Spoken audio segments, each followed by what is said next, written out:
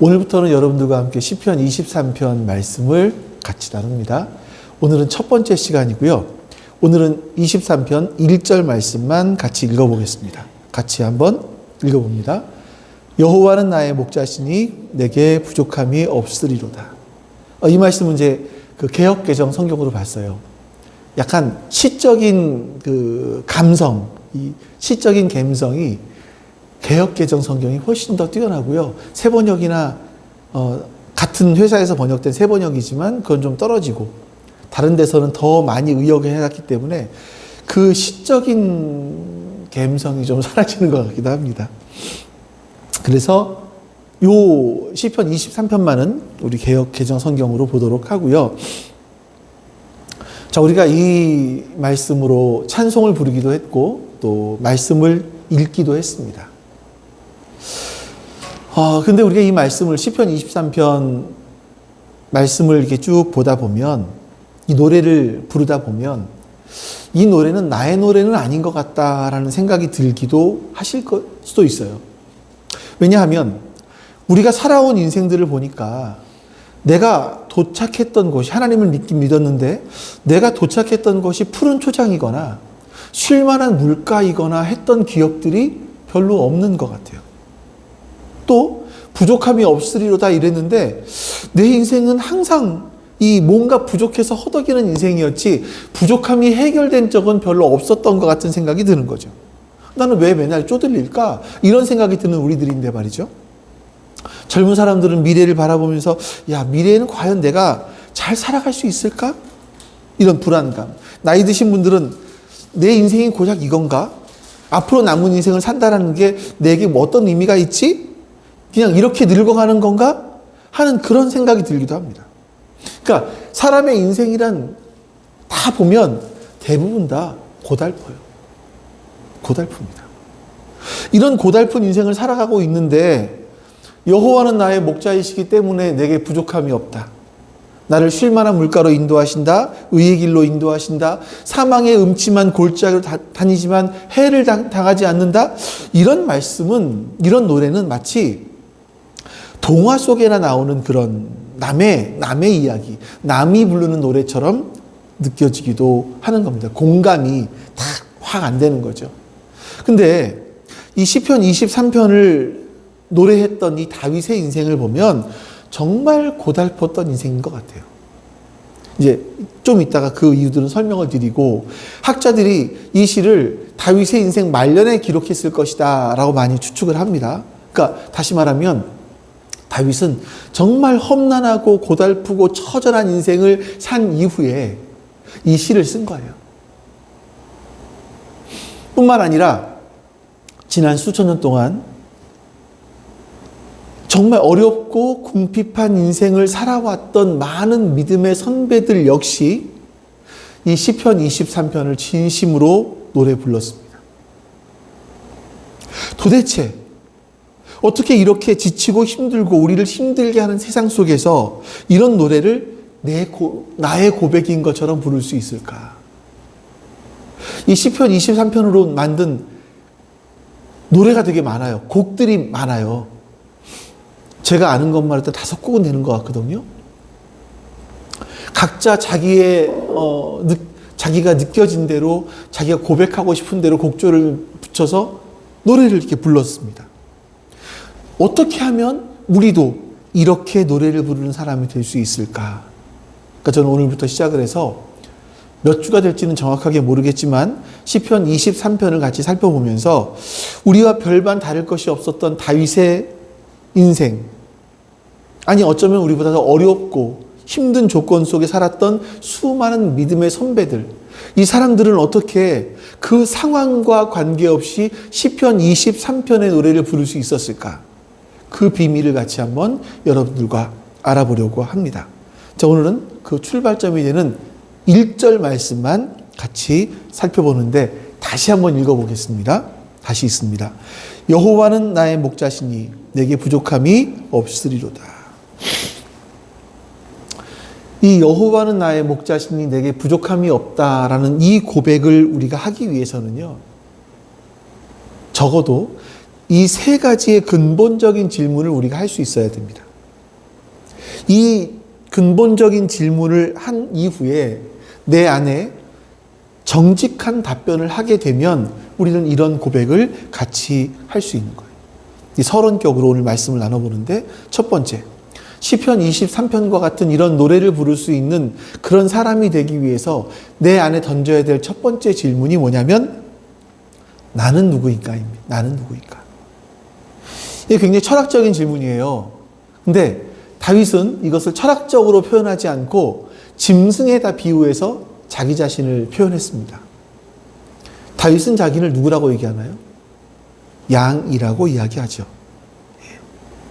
다윗은 자신을 양이라고 얘기합니다. 그러니까 사람들에게, 여러분들에게, 여러분은 자신을 누구라고 생각하십니까? 그러면 혹시 나는 양이 되고 싶어요, 이렇게 말씀하시는 분이 계실까요? 양보다는 용이 되고 싶지 않으십니까? 아니면 뭐 어떤 힘, 카리스마를 가진 호랑이?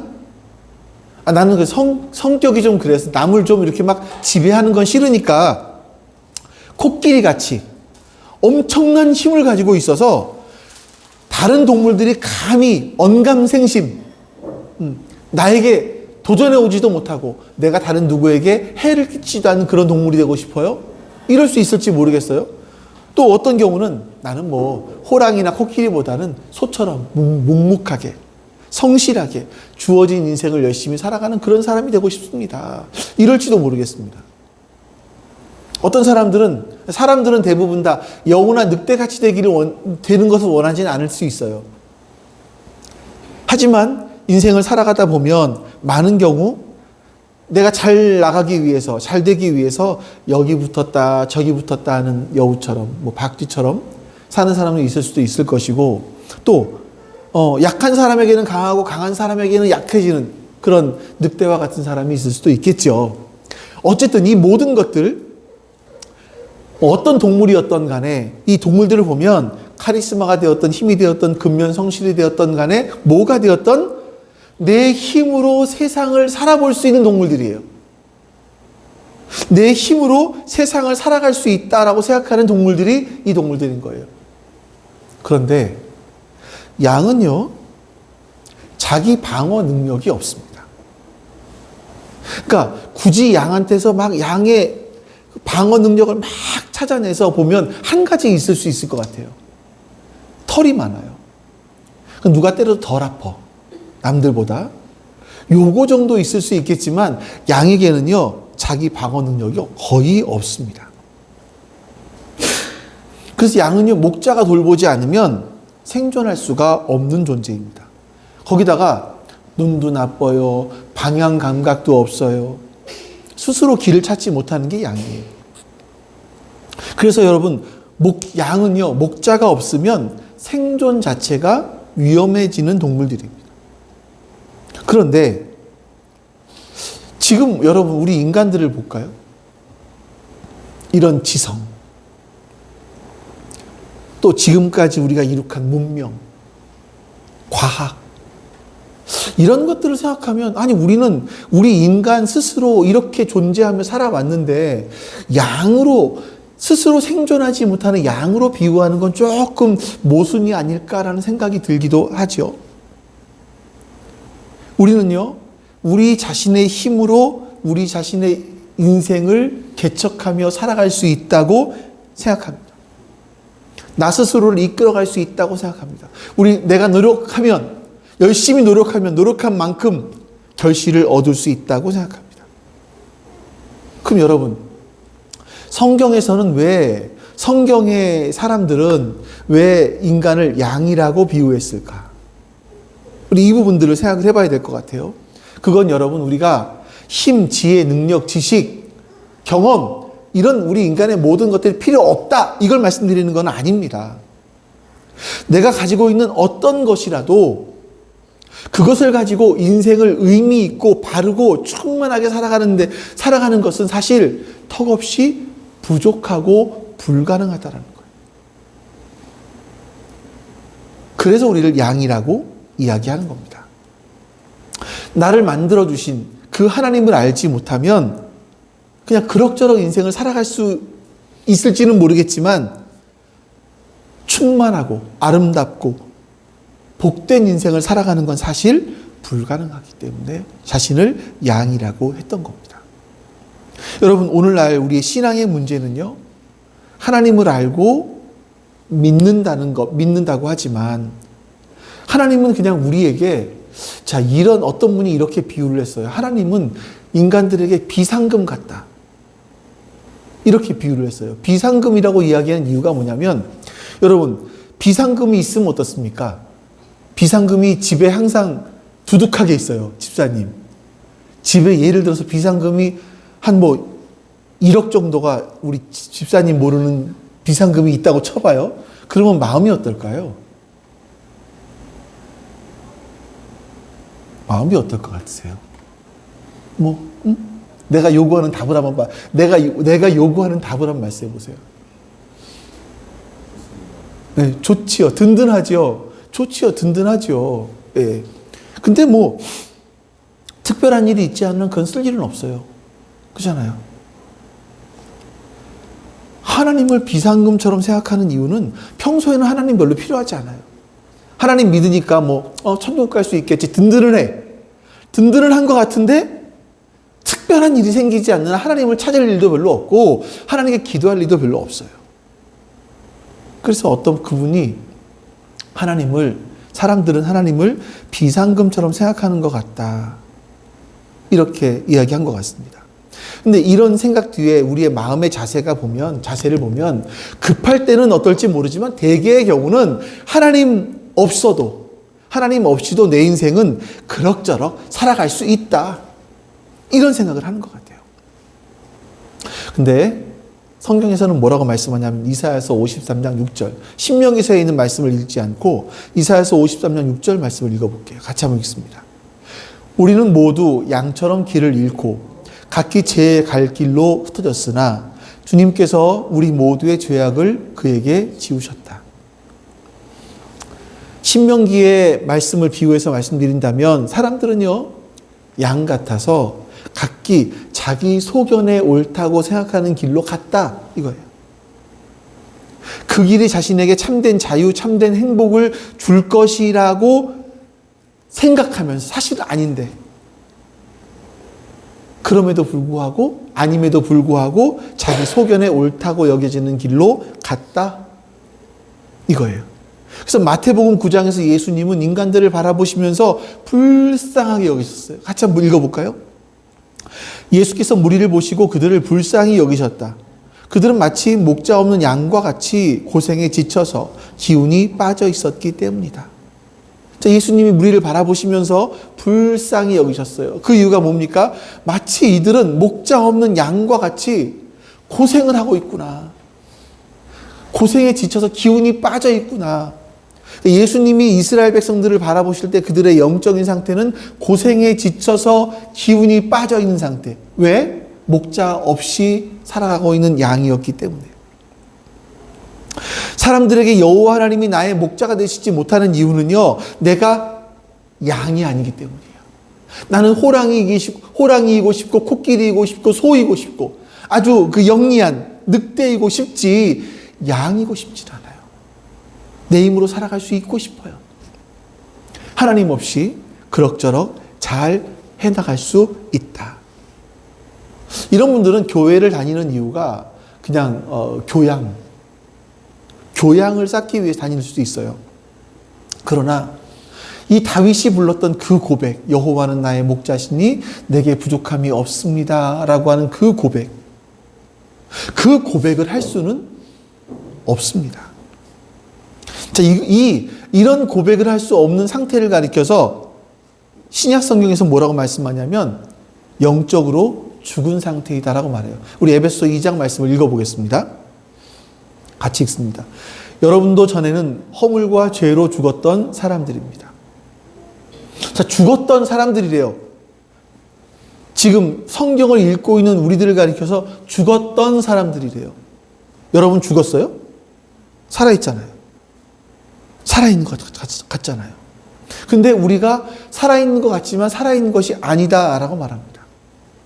하나님을 알지 못하고 그저 세상의 흐름을 따라 살아가고 있을 때 무엇보다도 이 거대한 우주를 만드신 하나님이 누구신지를 모르고 하나님을 무시하면서 살아가는 것, 그리고 내 인생은 내가 스스로 살아갈 수 있어.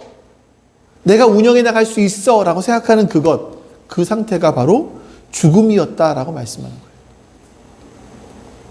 여러분, 나는 누구인가? 라는 것을 정직하게 여러분들이 답을 하실 수 있어야만 여호와는 나의 목자이십니다. 라고 고백할 수 있는 거예요. 이걸 답변하지 않으면 그냥 여호와는 나의 목자시니 내게 부족함이 없습니다. 라는 것은 동화 같은 이야기예요. 그냥 주일학교 아이들이 부르는 노래와 같은 것일 뿐이에요. 그러나 나의 힘과 나의 지혜와 나의 능력과 나의 경험이 있다고 할지라도 그것으로 내 인생을 정말 값지고 복되고 충만하게 살아갈 수 없습니다. 그렇게 살기는 턱없이 부족합니다라는 것을 정말로 인정하는 사람들은 하나님의 인도하심과 보호하심이 필요합니다. 하나님의 지혜가 필요합니다. 이렇게 진실로 고백할 수 있죠. 그런 사람들만이 시편 23편의 노래가 자신의 노래가 될 수 있는 겁니다. 자, 또 하나.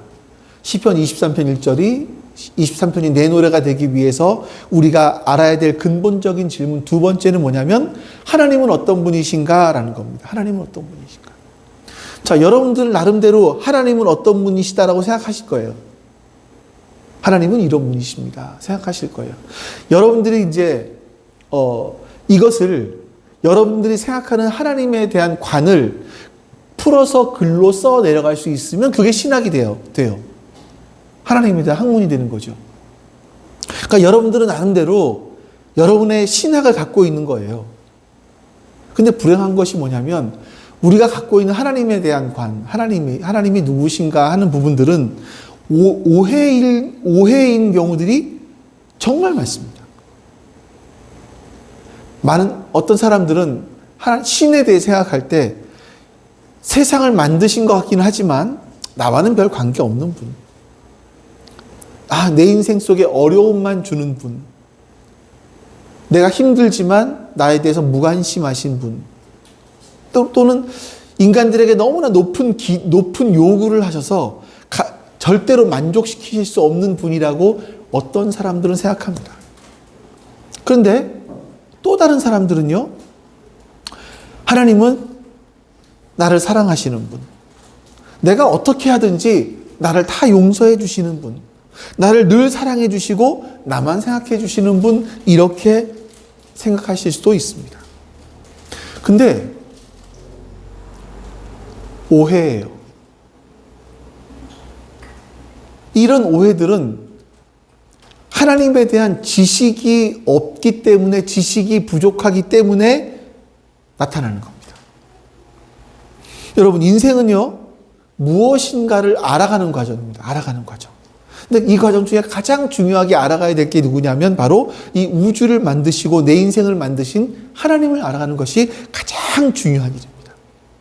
내 인생에 가장 중요한, 무엇과도 바꿀 수 없는 것은 하나님을 알아가는 일이에요. 시편 23편이 왜 놀라운 시라고 말씀드리냐면 이 시편 23편은요, 다윗이 목동처럼 풀밭에 누워서 하늘을 바라보면서 백일몽을 꾸면서 부른 노래가 아닙니다. 정말 처절하고 치열한 인생을 살고 난 다음에 그가 깨달은 하나님에 대한 지식을 시적인 언어로 풀어낸 거예요. 그래서 시편 23편은 제일 인생의 후반부에 쓰여졌을 것이다 라고 이야기하는 거죠. 성경에는요, 하나님을 목자라고 고백했던 사람들이 여럿이 나옵니다. 한번 이 사람이 누구니 마치 생각해 보세요. 아주 꾀가 많았고 술수를 잘 부리는 사람이었습니다. 근데 항상 그 꾀와 자기 술수를 가지고 인생을 살아가다가 흥망성쇠를 거듭했던 사람. 그래서 마지막에는 고통이라고 할 수는 없겠지만 좀 많은 눈물을 흘리며 살았던 사람. 이 사람이 누굴까요? 성경에 보면 꾀를 제일 많이 내는 사람. 야곱이죠. 야곱의 인생을 이렇게 쭉 보다 보면, 어쩜 이렇게 우리 인간들과 똑같을까? 나와 똑같을까? 이렇게 잔머리를 잘 굴리고 하나님을 이용해 먹으려고 하지? 라는 생각들이 참 많이 들어요. 그런데 야곱의 인생을 다 마치고 난 다음에 야곱의 아들들을 축복하면서 야곱이 이런 말을 해요. 우리 창세기 48장 15절 말씀입니다. 저는 창세기를 몇 번이나 읽었을지 모르겠지만 이 야곱이 이렇게 고백했다고 처음 알았어요. 같이 한번 읽어볼까요? 야곱이 요셉을 축복하였다. 나의 할아버지 아브라함과 아버지 이삭을 보살펴 주신 하나님, 내가 태어난 날로부터 오늘에 이르기까지 나의 목자가 되어주신 하나님. 야곱이 목자라고 이야기했던 것들이 처음 저는 상기됐어요. 기억났어요. 야곱은요, 자기 꾀, 자기 힘, 그리고 자기가 한 실수로 인생을 살아왔던 사람입니다. 그것 때문에 수많은 고통을 스스로 자초했어요. 근데 그의 인생의 마지막 부분에 이렇게 고백하는 겁니다. 나는 처음부터 끝까지 내 마음대로 내가 가고 싶은 길로 가고 내 꾀를 내어 내 꾀대로 살았지만 결과를 보니까 오늘에 이르기까지 하나님이 나의 목자가 되어주셨어요. 하나님이 나를 선한 길로 인도해 주셨습니다. 이렇게 고백을 하고 있는 겁니다. 여러분, 성경에는요, 이렇게 하나님을 만났던 사람들, 하나님이 어떤 분이신지를 경험한 사람들이 성경에 많이 나와요. 그래서 우리는 성경은요, 하나님에 대한 고급 지식으로 가득 차 있습니다. 하나님에 대한 고귀한 정보들로 가득한 책이 성경이에요. 성경을 통해서 우리 하나님이 어떤 분이신지를 알아갈 수 있는 거죠. 많은 사람들이 하나님이 나의 목자이십니다 라고 생각하지 못하는 이유가 있다면 그분이 하나님이 얼마나 목자로서 탁월한 분이시고 어떤 성품을 가지고 우리의 인생을 다루어 가시고 인도해 가시는지를 모르기 때문에 그래요. 거기다가 난 너무 건강해. 난 너무 살만해. 부유해. 너무 많은 걸 가지고 있어요. 그러니까 뭐 굳이 성경을 읽지 않아도 내가 삶을 살아가는데 별 문제가 없어. 그러니까 성경에 대한 관심이 점점 줄어드는 거죠. 내 관심이 사람들의 관심이 뭔지 아세요? 와, 하나님이 나에게 이렇게 잘해 주셨어요. 하나님이 나에게 이런 문제도 해결해 주셨어요. 하나님은 나를 기쁘게 해주셨고 나를 즐겁게 해주셨어요. 하나님은 정말 좋은 분이세요. 여기에 머무르는 거예요. 여기. 주관적인 체험, 개인적인 즐거움, 개인적인 기쁨, 개인적인 복, 여기에 대해서는 우리가 이야기하기도 하는데 진짜 예수 그리스도가 어떤 분이신지, 그분의 사상이 무엇인지, 그분이 무슨 일을 하려고 하시기 위해서 이 땅에 오셨고 무슨 일을 하시다가 돌아가셨는지, 그리고 그 후에는 무슨 일을 하고 계신지 잘 이야기하지 못합니다. 하나님에 대한 무지, 이건 결국 뭐냐면 하나님께서 우리 인간들에게 주시려고 하시는 그 복에 대한 무지예요. 하나님이 우리 인간들에게 주실 그 복이 뭔지를 몰라요. 하나님이 그렇게 좋으신 분이라면 우리에게 복을 주실 거잖아요. 그럼 그 복이 뭔지를 알아야 되는데 그 복을 몰라요. 그러니까 그 복이 뭔지를 모르니까 그 복을 누릴 수도 없고, 그 하나님의 진짜 복이 무엇인지를 모르고 누리지 못하니까 자꾸만 곁눈질을 해요. 세상의 복이 뭐지? 아, 저거 갖고 싶은데. 아, 저거 갖고 싶은데.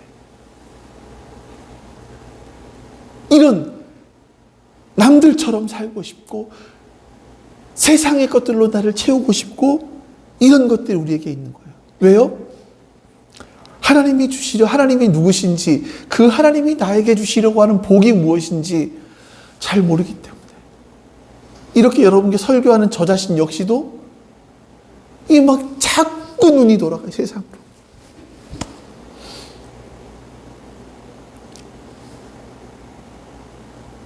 여러분에게 하나님은 어떤 분이십니까? 그리고 그 하나님이 여러분에게 주시려는 복은 과연 뭡니까? 아십니까? 아세요? 이게 두 번째 질문이었어요. 그리고 세 번째, 시편 23편 이 노래를 이 노래가 나의 노래가 되게 하기 위해서는 근본적으로 우리가 해야 될 질문 세 번째는요, 그 하나님은 내 인생에서 어떤 분이신가? 나는 누구이고 하나님은 어떤 분이시고 그 하나님과 나, 이 관계가 무엇인가? 라는 부분입니다. 사람들은 이렇게 생각을 해요. 내일이면 좀 나아지겠지.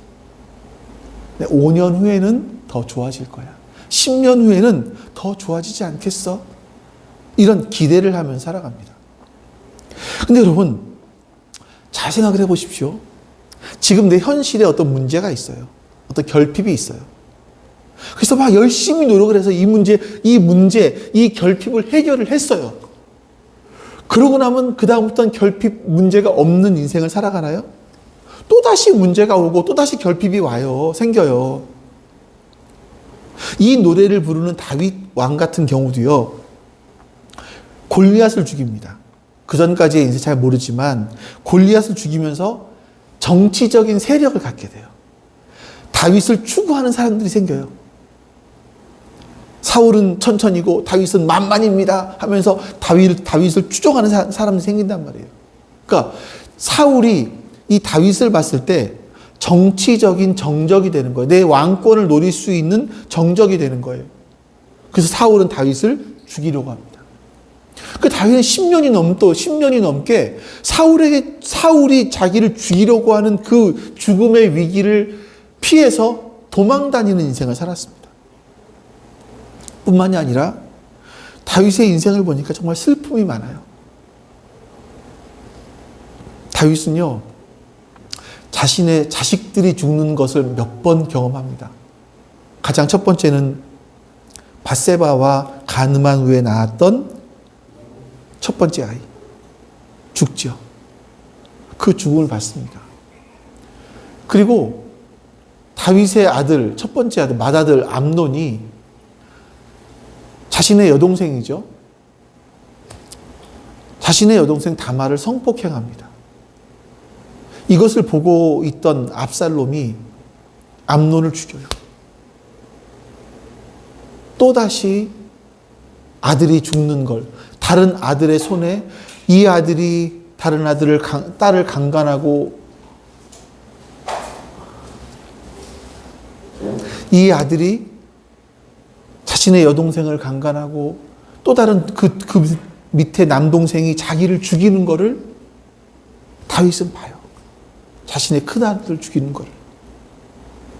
그리고 마지막에 압살롬이라는 아들은 가장 사랑했던 아들인데 자기를 반역했다가 또 죽어요. 다윗은 이렇게 정말 자식들이 죽고 죽이는 것을 지켜보는 슬픈 인생을 살았습니다.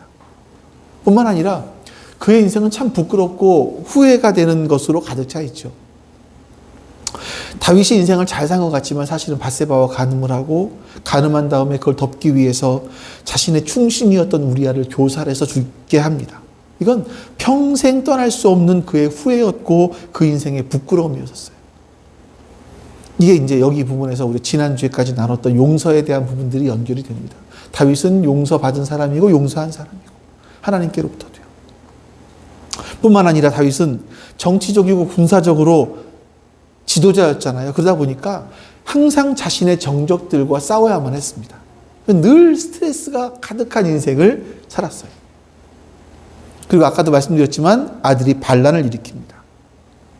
그리고 그 아들이 정말 말로 감당할 수 없는 그런 악한 끔찍한 행위들을 해요. 다윗은 그 아들을 피해서 예루살렘을 걸어서 도망가야만 했지요. 이런 인생을 살았는데 그런 인생을 살았던 다윗이 여호와는 나의 목자시니 내게 부족함이 없습니다라고 고백할 수 있겠습니까? 그런 결핍, 그런 힘든 인생, 그런 어려운 인생, 그런 슬픔에 가득한 인생을 살았던 다윗이 정말 내 인생은 부족함이 없었다라고 고백할 수 있었을까요? 다윗이 다른 시편에서 이런 고백들을 했어요. 시편 몇 개를 볼게요. 6편 6절. 나는 탄식만 하다가 지치고 말았습니다. 밤마다 짖는 눈물로 침상을 띄우며 내 잠자리를 적셨습니다. 다윗이에요. 31편. 주님, 나를 긍휼히 여겨주십시오. 나는 고통을 받고 있습니다. 울다 지쳐 내 눈이 시력조차 잃었습니다. 내 몸과 마음도 활력을 잃고 말았습니다. 나는 슬픔으로 힘이 소진되었습니다. 햇수가 탄식 속에 흘러갔습니다. 근력은 고통 속에 말라버렸고 뼈마저 녹아버렸습니다. 이게 다윗이에요. 시편 69편 나를 이 수렁에서 끌어내어 주셔서 그 속에 빠져들어가지 않게 하여 주십시오. 나를 미워하는 자들과 깊은 물에서 나를 건져 주십시오. 여러분, 다윗이 시편 23편이라는 아름다운 시를 풍성한 노래를 불렀지만 그의 노래는요, 왕궁에서 막 잔치를 벌리면서 행복에 겨워 부른 노래가 아니에요. 모든 걸 갖추고 나서 내가 내 인생 너무나 좋아 이러면서 부른 노래가 아니에요. 수많은 고통과 슬픔과 회한을 겪으면서 거기서 하나님을 알게 되었고 하나님을 경험하고 난 다음에 부르게 된 노래가 시편 23편인 겁니다. 여러분, 우리 인생을 보면 우리 인생 역시 이 슬픔, 결핍, 이 문제에서 자유로울 수 없습니다. 그럼 여러분, 이 결핍과 우리 인생에 계속되는 이 문제들은 도대체 왜 있는 거죠? 왜 우리의 인생 가운데 하나님을 믿는 우리들에게 결핍이 찾아오고 우리를 힘들게 하는 문제가 찾아올까요? 왜 이런 게 있죠? 이게 무슨 유익이라고 우리에게 이런 게 있을까요? 결론적으로 말씀을 드리면 이 결핍과 우리 인생에 찾아오는 문제들은요, 하나님을 인격적으로 만나는 통로가 됩니다. 사실은요. 우주를 만드시고 역사를 주관하시고 우리 각자를 만드시는 그 하나님을 알아가게 하기 위해서 세상에서 그 알아가는 것이 세상에서 무엇보다 중요한 일이기 때문에 그렇습니다.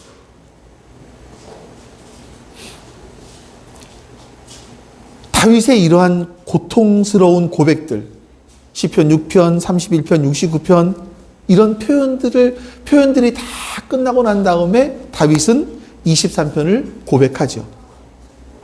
여러분, 이건요, 하나님에 대한 이론이 아닙니다.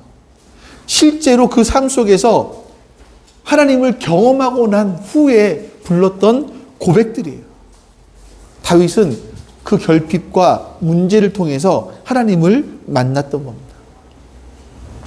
저는 그래서 하나님께서 우리에게 어쩔 수 없이 어떤 결핍, 어떤 문제, 이런 것들을 우리에게 주신다라고 생각을 합니다. 여러분의 인생의 문제가 풀리지 않으면 어려워요. 계속 힘들어요. 그렇다면 여러분들, 하나님께서 나를 하나님을 알아가도록 하고 계시는구나 라고 생각하시는 게 맞을 거예요. 이 기회가 하나님을 알아가라고 주시는 기회구나 라고 생각하시는 게 맞을 거예요. 보세요, 여러분. 인간들은요, 내 일이 잘 풀려요. 내가 너무 풍요로워요. 그럼 대부분 사람들은, 내가 참 인생을 잘 살았어. 원래 인생은 이렇게 즐겁게 살 수 있는 거구나. 이러면서 하나님을 찾지 않습니다. 찾지 않습니다. 자신에게 주어진 풍요, 성공, 복, 그것을 주신 하나님을 잊어버려요. 이런 성향이 인간들에게 모두 있습니다. 그래서 하나님께서는 우리의 인생에 문제와 결핍들을 남겨주셨어요. 그리고 때로는 그것을 우리에게 반복적으로 주십니다. 그 이유는 하나님이 누구신지를 알아가게 하시기 위해서, 그걸 통해서 하나님을 인격적으로 만나갈 수 있도록 하시기 위해서 그것들을 주시는 거죠. 그래서 성경에 이 다윗과 똑같이 나는 내 인생에 부족함이 없습니다 라고 고백한 그 고백과 똑같은 고백을 한 사람이 있어요. 모세입니다. 그 모세의 이야기를 들어보면 이게 뭔지 더 자세히 알 수 있을 것 같아요. 신명기 2장 7절 말씀 같이 한번 읽어보시죠.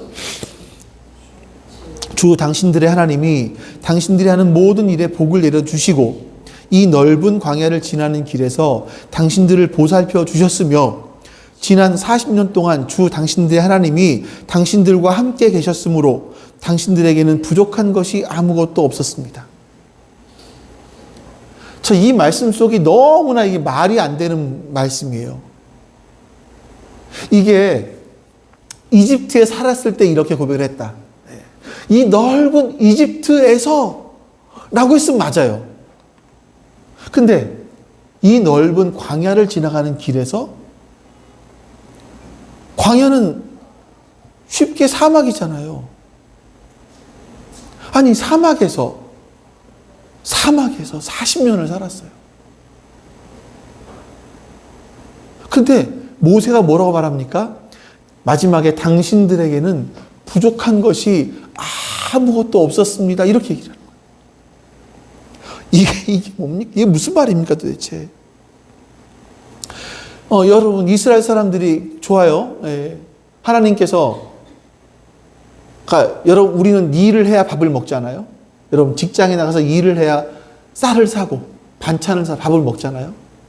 근데 이것만으로 살 수 있습니까? 우리가 여러분, 지금 이 시대에 여러분, 삼시세끼 밥 먹고 그거면 살아가요, 우리가? 근데 만나 주셨어요. 일 안 했는데 고작 했던 일이라고는 만나를 거두어 오는 일만 했죠. 살았어요. 간혹 가다가 특식으로 메추라기 주셨어요. 아니, 좀 메추라기만 주시지 말고 그 다음번에는 꿩도 주시고 닭도 주시고 하면 좋은데, 참새 주시고 하면 좋은데, 메추라기 특식으로 메추라기 하면 툭, 나머지는 만나. 얼마나 여러분, 얼마나 지루할까요? 저는 좀 그 지루함이 덜했을지 모르겠어요. 제가 생각을 해보니까 저는 이제 교회를 오면서 도시락을 싸오잖아요. 도시락을 싸올 때 가장 많이 장기간 싸왔던 도시락 반찬 중에 하나가 뭐냐면 비비고 육개장이에요. 안 질려요. 잘 안 질려요. 그래서 저는 똑같은 음식을 오랫동안 먹을 수도 있는 사람이겠구나라는 생각을 해요. 국하고 그냥 국만 있으면 밥을 먹을 수 있는 사람인 것 같아요. 근데 어떤 경우를 보면 똑같은 음식을 그 다음날 먹는 거 싫어. 그럴 수 있잖아요. 40년간 만나를 먹고 살았습니다. 광야에서 여러분, 물이 없는 곳인데 씻을 수가 있었을까요? 씻지도 못했죠. 옷을 빱니까? 옷을 빨지도 못했을 거예요. 그런데 뭐 더 할 얘기가 많이 있겠지만, 그런데 모세는 그들을 향해서 당신들에게는 부족한 것이 아무것도 없었습니다. 이렇게 말합니다. 이게 무슨 소리예요? 이 부족함이 없다라는 이 말이 무엇인지를 이해하기 위해서는 그 앞에 있는 말씀들을 생각을 해 보셔야 합니다. 이것은 모세가 경험한 것이고요. 다윗이 경험한 것이고요. 지난 수세기 동안 수많은 사람들이 경험했던 것들입니다. 당신들이 매일 뷔페를 먹었기 때문도 아니고 매일 뜨거운 물로 샤워를 했기 때문도 아니라 뭐가 그들에게 있었기 때문에 부족함이 없다고 얘기합니까? 하나님께서 함께 하셨기 때문에. 지난 40년 동안 당신들의 하나님이 함께 하셨기 때문에 당신들은 부족함이 없었다라고 얘기를 해요. 참고로 요셉의 경우를 보세요. 요셉이 형통했다라고 말할 때마다 여러분, 그 앞에 형통이 뭐였었습니까? 하나님이 함께 하심으로 형통케 돼요. 형통하게 된 것도 하나님이 함께 하셨기 때문이라고 성경은 말씀해요. 여러분, 하나님은 우리가 결핍되고 문제투성이인 인생 속에서 하나님을 깊이 알아가고 우리와 함께 하시는 하나님을 경험하게 되기를 원하세요. 우리가 라면을 먹던 뷔페를 가던 그냥 보세 옷을 입던 아니면 명품 옷을 입던, 이건 큰 문제가 아니에요. 큰 차이가 아니에요. 근데 내 안에 하나님이 계시느냐 안 계시느냐라는 존재론적인 큰 엄청난 차이가 되는 거죠. 하나님께서 하나님을 따르는 자들에게 주고 싶어 하시는 것이 뭐냐면, 라면 먹는 사람에게 뷔페를 먹도록, 보세 옷을 입는 사람에게 명품 옷을 입도록, 이것이 아니라 하나님은 하나님 자신을 우리에게 주고 싶어 하세요. 하나님 자신을. 우리의 문제와 결핍 속에서 우리가 하나님을 경험하게 되기를 하나님은 원하세요. 기도해야 되는 이유가 거기 있어요. 말씀을 통해서 바로 전번에 보았던 하나님을 알아가기 위해서 하나님 말씀을 읽어야 되는데, 그 하나님의 말씀을 읽는 그 말씀을 통해서 하나님을 알아가는 귀한 시간이 우리에게 있었다면, 이제 기도를 통해서 우리가 우리의 결핍의 문제, 우리의 여러 가지 문제의 상황들, 이 속에서 이걸 가지고 하나님께 나아가는 겁니다. 하나님, 제가 이렇게 결핍한 상황 속에 있습니다. 저에게 이런 것이 없어요, 하나님. 하나님, 저에게 이러이러한 문제가 있습니다. 이 문제를 제가 해결할 수 없어요, 하나님. 이게 저입니다. 이게 저의 인생입니다. 라고 하면서 하나님 앞에 서는 거예요. 기도예요. 하나님께서 그런 결핍을 채워주기도 하시고 그 문제를 풀어주기도 하시지만 궁극적으로 그 문제를 통해서 우리에게 주고 싶어 하시는 것이 뭐냐면 하나님 자신입니다. 그걸 깨달은 사람들은요, 우리가 불렀던 고린도후서 6장의 고백들을 할 수 있는 거예요. 비록 상황이 바뀌지 않았지만, 여건이 좋아지진 않았지만, 그럼에도 여호와는 나의 목자시기 때문에 내게 부족함이 없습니다. 내 인생 걸어가는 그 인생길이 사망의 음침한 골짜기와 같지만 나는 해당하는 걸 두려워하지 않습니다. 왜요? 여호와 하나님이 나의 목자가 되시기 때문에. 이 고백인 거예요. 그 기도의 시간은 그래서 중요한 겁니다. 기도의 시간은요, 우리의 인생을 성숙하게 만드는 시간이에요. 비록 결핍의 문제를 가지고 있지만, 어떤 결핍과 문제들을 가지고 있지만, 그것을 극복해 나갈 수 있는 힘과, 그걸 넘어설 수 있는 지혜, 그리고 그 속에서 변함없이 성실하게 우리의 인생을 찾아오셔서 우리를 만나주시고, 우리에게 일하시는 그 하나님을 만나는 것. 이게 바로 기도의 시간입니다. 여러분, 말씀을 정리해 보겠습니다. 우리가 시편 23편과 같은 고백을 할 수 있기 위해서는 근본적으로 여러분 자신들에게 스스로 질문을 해보셔야 돼요. 첫 번째가 뭐였습니까? 나는 누구인가? 나는 정말 양인가? 하는 것이었고요. 두 번째, 하나님은 어떤 분이신가? 그 하나님이 나에게, 인간들에게 주시는, 하나님을 믿는 사람에게 주시는 복이 뭔가? 그 복의 정체를 알아차리셔야 돼요. 세 번째, 그 하나님은 나와 어떤 관계가 있는가? 하나님은 내 인생 속에서 어떤 분이신가를 스스로 질문해 보시고 답을 생각해 보셔야 돼요.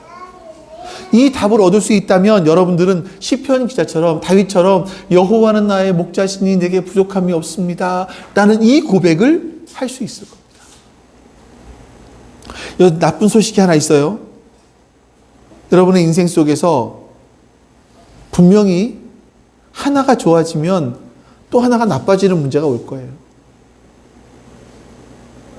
하나가 나빠지면 그 분명히 또 하나 좋아지는 문제가 올 거예요.